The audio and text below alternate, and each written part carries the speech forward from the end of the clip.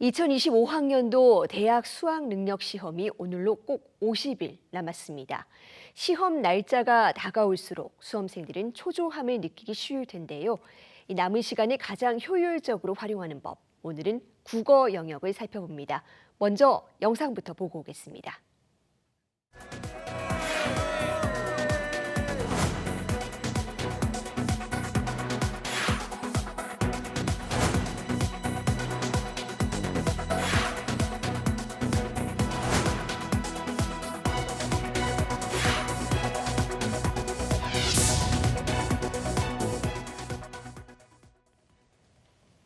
네, 국어는 대학 수학 능력 시험의 첫 관문으로 전체의 난이도를 좌우하는 역할을 해왔죠.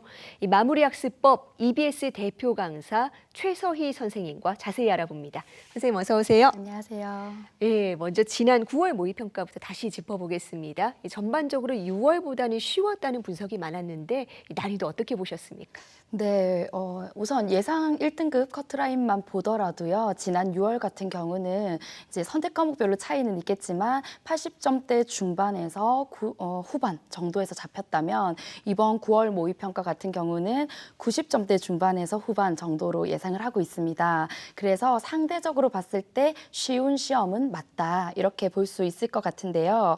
다만 문제 유형이나 혹은 EBS 연계의 방식 이런 부분들은 6월과 9월이 나란히 가고 있다라는 것을 확인할 수 있습니다. 그래서 우리가 난이도 자체에 너무 크게 연연하기보다는 이런 변화가 있는지 혹은 어떤 출제 기조가 그대로 유지되는지 이런 지점에 좀 주목을 해볼 필요가 있을 것 같습니다. 네, 체감 난도는 조금 낮아진 면이 있지만 출제 기조는 변하지 않았다라는 말씀 해주셨습니다. 그런데 지난 모의평가 분석을 보면은 지문과 선지를 꼼꼼히 읽고 좀 개념을 이렇게 명확하게 대입해봐야 된다 이런 분석이 일관되게 나오고 있거든요. 이 올해 모의평가에서 꾸준히 나타나는 출제 기조 어떻게 정리해 볼 수 있을까요? 네, 크게는 두 가지 정도로 정리를 할 수가 있을 것 같은데요. 우선은 첫 번째는 전혀 새로운 개념이나 낯선 유형이 나오지는 않았다라는 겁니다. 그래서 기본 유형에 살짝의 변주가 있었다. 예를 들면 독서 같은 경우는 기존에 우리 친구들이 굉장히 익숙한 유형이 두 학자를 제시하고 견해를 비교 대조하는 유형입니다. 그런데 이번 6월 같은 경우는 한 명의 학자를 더 준 다음에 이 학자가 봤을 때 어떤 부분을 동의할지 어떤 부분을 동의하지 않을지 이런 부분들을 좀 더 세밀하게 파악할 수 있게끔 물어보는 문제가 나왔고요. 문학 같은 경우도 기존에 우리 학생들이 익숙한 서술상의 특징을 물어보는 문항이 나오기는 했으나 약간의 변주를 줘서 아주 세부적인 부분적으로 서술자가 누구인지 서술 대상이 누구인지 파악할 수 있는지 적용 중심의 문항들이 이제 보였습니다. 자, 이런 부분이 중요한 특징이고요. 또 두 번째 특징은요. 많이 알고 계신 것처럼 EBS 체감 연계도가 상당히 올라갔다 이런 생각이 듭니다. 그래서 보통 이제 문학에서 우리가 연계 체감을 많이 느끼긴 하는데요. 이번에는 독서에서조차도 네, 소재를 다루고 있는 그 소재가 그대로 연계됐을 뿐만 아니라 우리 수능 특강에서 다뤘던 어떤 개념, 원리, 방법까지도 그대로 다 연계가 됐다라는 점이 돋보였고요.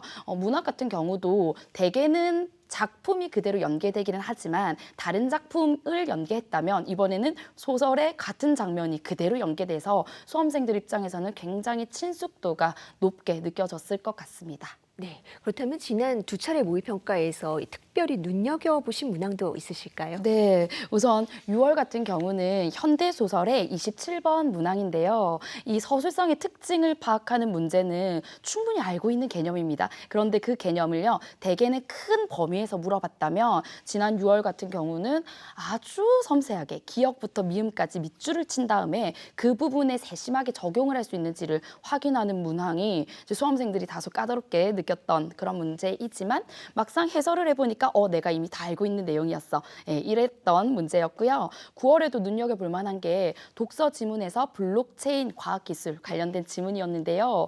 그냥 얼핏 봤을 때는 블록체인의 원리, 뭐 기술, 고려해야 될 점, 노드의 역할 이거 전문적인 거 아닌가? 이런 생각이 들 수는 있지만 사실상 수능 특강 연계 교재를 공부한 친구들이라면 거기서 배웠던 내용이 그대로 이어졌구나라는 것을 알 수 있을 정도로 굉장히 밀도 있는 연계를 확인할 수 있는 문제였습니다. 자, 우리 남은 기간 수능 공부할 때도 이런 연계의 방향성을 좀 고려해서 연계 개념을 좀 제대로 잡는 것에 시간을 투자를 해야 된다라고 말씀드리고 싶습니다. 네, 이제 대학 수학 능력 시험이 딱 50일 남았습니다. 정말 하루하루 알차게 보내야 되는데 수험생들 어떻게 준비하는 게 좋을까요? 네, 우선 상위권, 중위권, 하위권 모두에게 필수적인 건 EBS 연계 교재 그리고 기출 문제입니다. 특히나 이 기출 문제는 최근 3개년 평가원 기출 문제의 경향성을 면밀하게 분석을 해야 되고요. 이제 사실은 수능 50일 정도 남은 이 시점은 정말 실전 감각을 끌어올려야 될 때거든요. 그래서 실전 모의고사를 이제 풀긴 푸는데 상위권 학생들과 중하위권 학생들의 비중이 좀 다릅니다. 상위권 같은 경우는 주 2회 정도를 꾸준히 실전 상황에 나를 내던져서 내가 생각했던 전략이라든지 문제풀이 방법이라든지 혹은 막혔던 문제를 돌파해 나가는 것들 이런 것을 좀 계속 훈련해 보는 그런 시간을 가져야 되는데요. 무엇보다 중요한 건 사실 가장 좋은 건 수능 국어가 시작되는 8시 40분 아침 시간을 활용하는 거겠죠.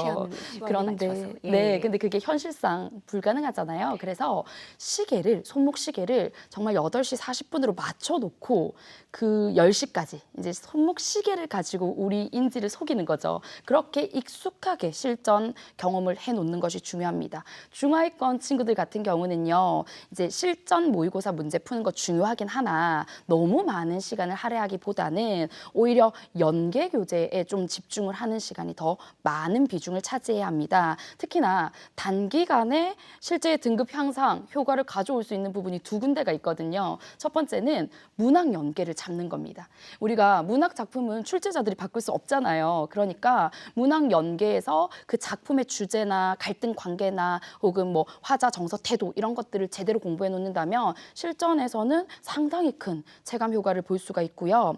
그리고 이제 언매나 화작 같은 이런 선택 과목을 좀 집중 공략한다면 50일 충분한 시간입니다. 네. 오늘 계속 EBS 연계 체감도가 올라갔다는 부분 강조를 네. 해주셨습니다. 그러면 남은 기간 교재를 제대로 활용하는 법 어떻게 볼 수 있을까요? 네, 연계 교재만큼은요, EBS 강의를 좀 적극적으로 활용했으면 좋겠습니다. 처음부터 끝까지 완강을 하라는 건 아니고요. 이제 내가 풀다가 막히는 부분 혹은 까다롭게 느껴지는 그런 지문들을 좀 강의를 통해서 효율적으로 시간을 활용하면서 필수적인 내용을 놓치지 않고 가는 것이 되게 중요하고요. 그런 면에서 EBS에서 핵심 요약 강의라든지 파이널 체크 포인트와도 같은 강의들이 좀 중요도 순서로 작품들을 좀 뽑아서 강의를 하거든요. 그런 것들을 좀 활용하는 것이 필요하고요. 또 EBS 연계 교재에 있는 모든 문항을 다 풀기는 시간이 없습니다. 네. 그래서요. 보기 박스가 달린 문항이거나 또는 기억부터 미음 밑줄이 그어져서 구절에 대한 정확한 이해를 묻는 그런 일치 불일치 문제를 중심으로 푼다면 결국에는 이 작품이나 지문의 핵심 요소를 다 가져갈 수가 있을 겁니다. 네. 이제 막판 레이스를 해야 되는 아주 중요한 시기인데 사실 또 이 시기가 수험생들이 취약해질 수 있는 시기이기도 합니다. 마지막으로 이 수험생들의 컨디션 최상으로 유지하려면 어떤 노력이 필요할까요?